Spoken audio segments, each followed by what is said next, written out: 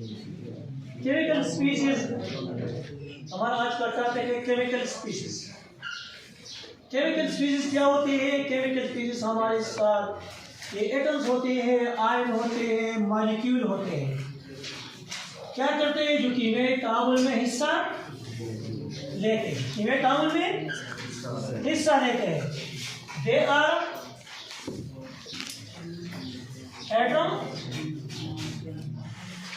ions, molecule that take part of in chemical reaction। क्या करते हैं? कीमियाई तामुल में हिस्सा लेते हैं। कीमियाई तामुल में कौन कौन सी चीज यहाँ पे हिस्सा लेते हैं? ये एटम भी हो सकते हैं, ये आयन भी हो सकते हैं, और ये मॉलिक्यूल भी हो सकते हैं। तो इन चीजों को हम कहते हैं केमिकल स्पीशीज कहते हैं। क्या कहते हैं इसको? केमिकल स्पीशीज कहते हैं। अब आते हैं इसमें, क्योंकि ये हमारे पास आयन हो सकते हैं, मॉलिक्यूल हो सकते हैं, एटम्स वगैरह भी हो सकते हैं। तो आते हैं हम आयन्स की तरफ। Number 1 ions. आयन्स किसे कहते हैं? आयन इसे कहते हैं जब कोई एटम इलेक्ट्रॉन हासिल करता है या इलेक्ट्रॉन किसी दूसरे एटम को दे देता है कि इसके ऊपर चार्ज आ जाता है। चार्ज मस्बत भी हो सकता है और मनफी भी हो सकता है। इसी चार्ज की इस अपीयरेंस को हम कहते हैं, क्या कहते हैं? आयन। नो, आयन किसे कहते हैं? The charge appear on atom due to gain or loss of electron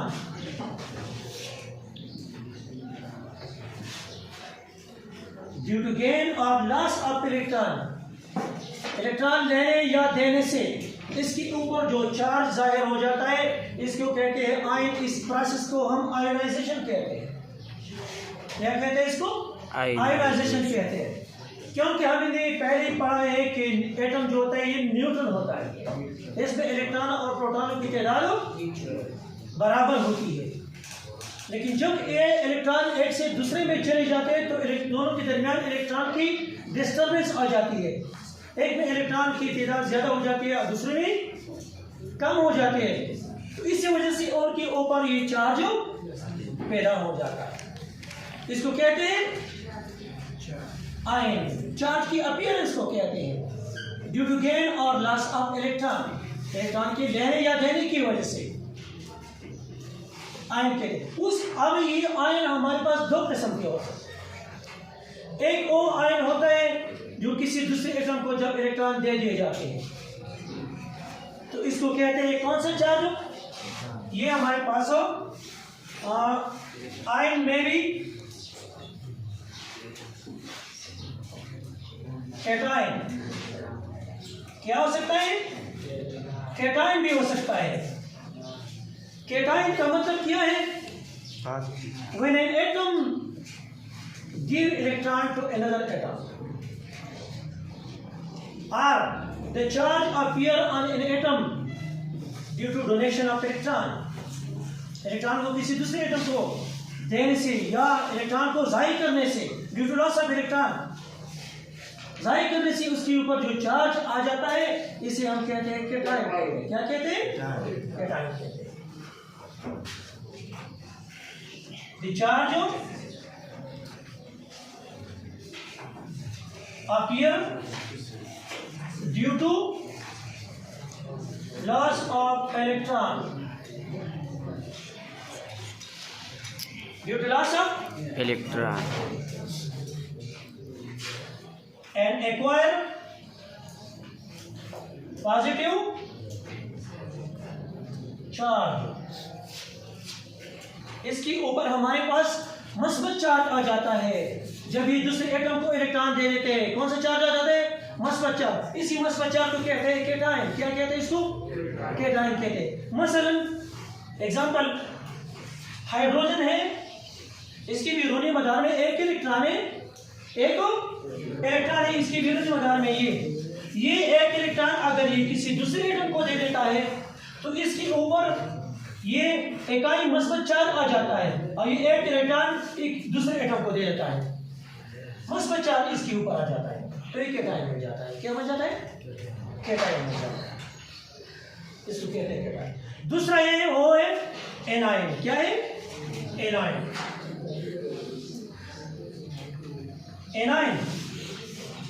anion क्या होता है? एनायन होता है जब एक एटम इलेक्ट्रॉन हासिल करता है, एक एटम इलेक्ट्रॉन हासिल करता है तो इसके ऊपर फिर कौन सा चार्ज आ जाता है? मनफी चार्ज आ जाता है, मनफी चार्ज आ जाता है।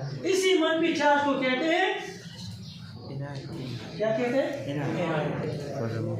When an atom gain electron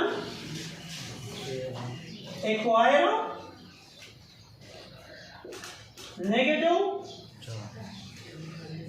charge,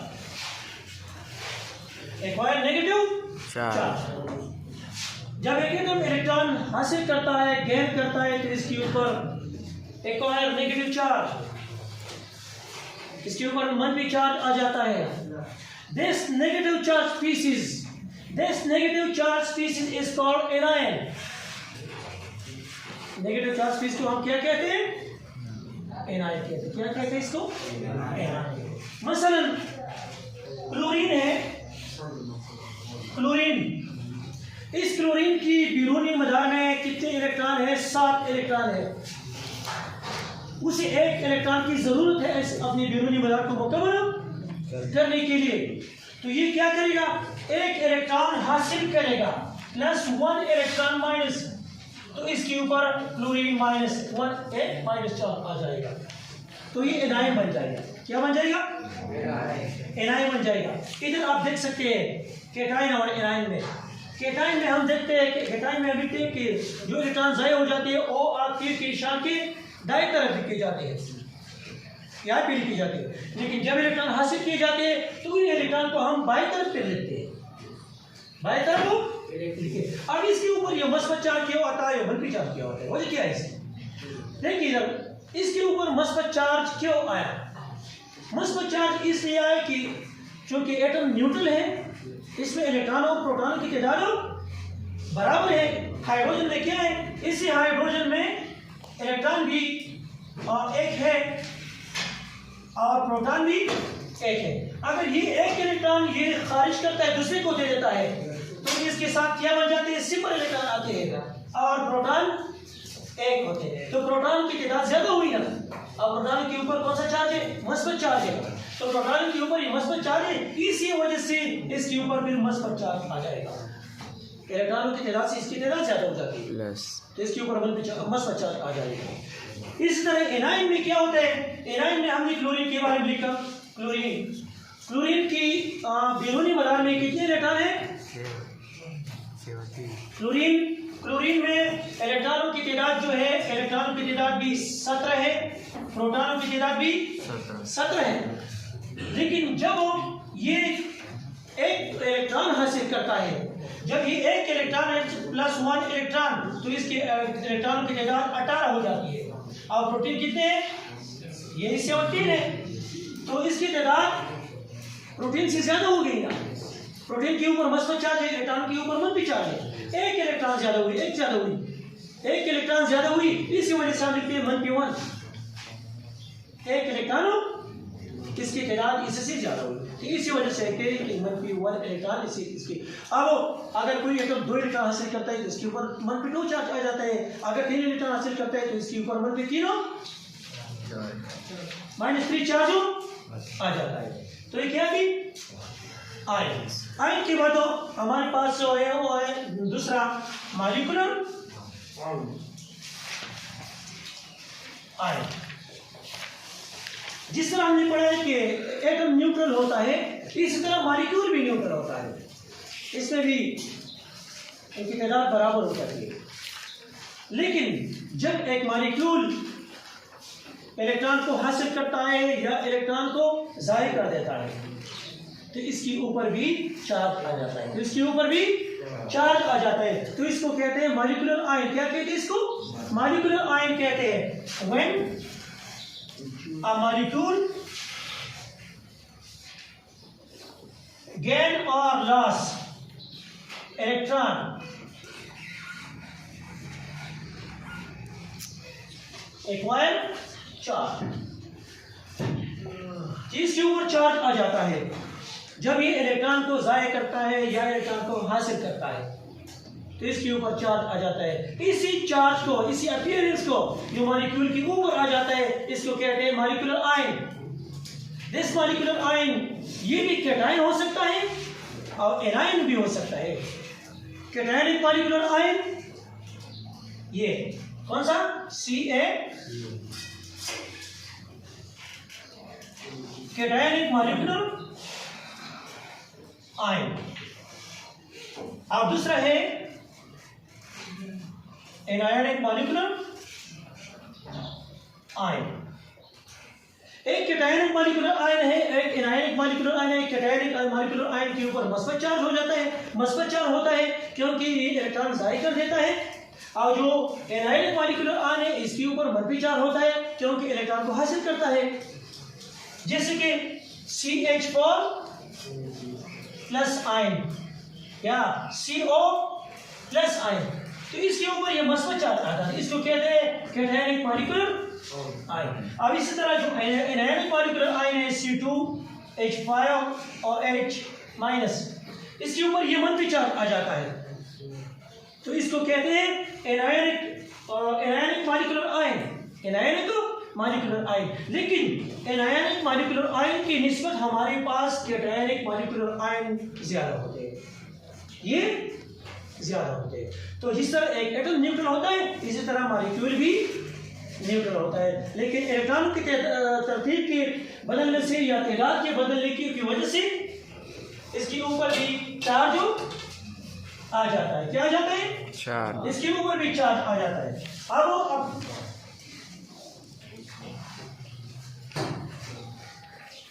तीसरे नंबर पे है हमारे पास रेडिकल। क्या है? रेडिकल है।